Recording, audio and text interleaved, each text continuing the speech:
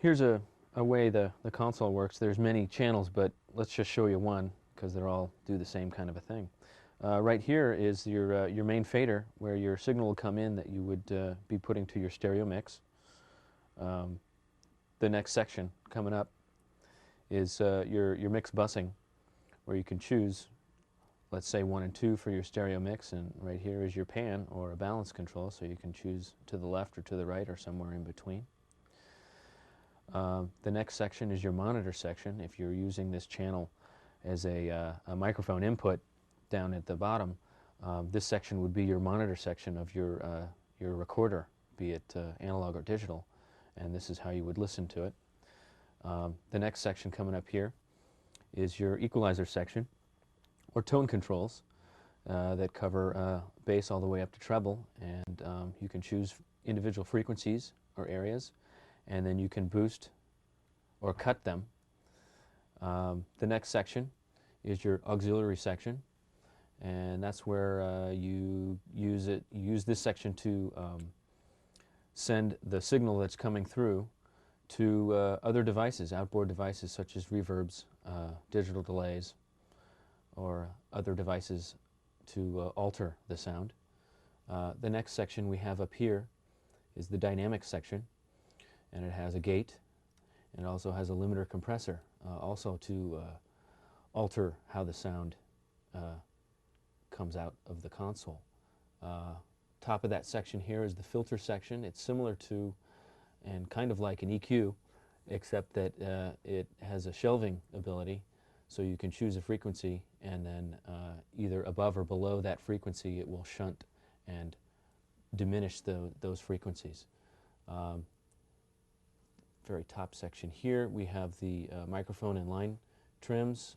Depending on what you're using the channel strip for, you can trim the volume of the microphone or the line level or your tape playback. And the very final section up top here is the multitrack busing. It's how you are able to route your signal to your recorder.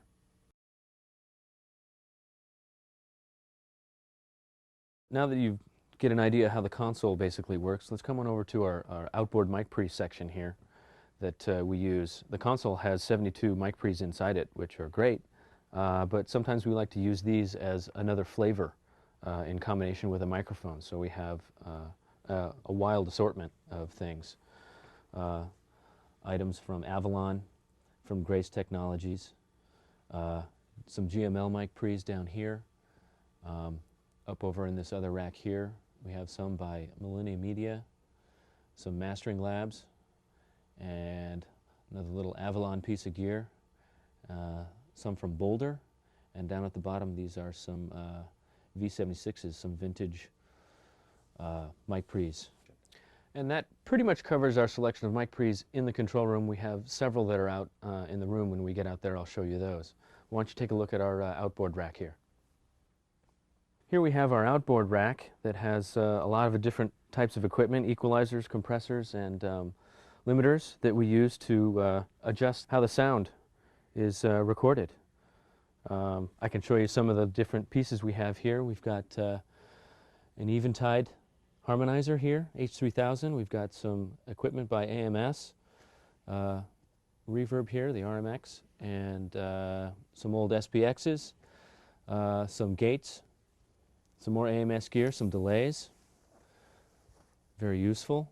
Some of the other stuff in the rack covers some compressors by Summit and Uri, and also by Telectronics. We also have some GML equalizers, some old Pultec equalizers, and some compressors down there that are made by Uri, the old 1176s. As we continue down, we've got some Summit equalizer, an old API 5502, a newer Avalon 2055. Got a hole there. Got a piece of equipment that actually is sitting on top of the rack.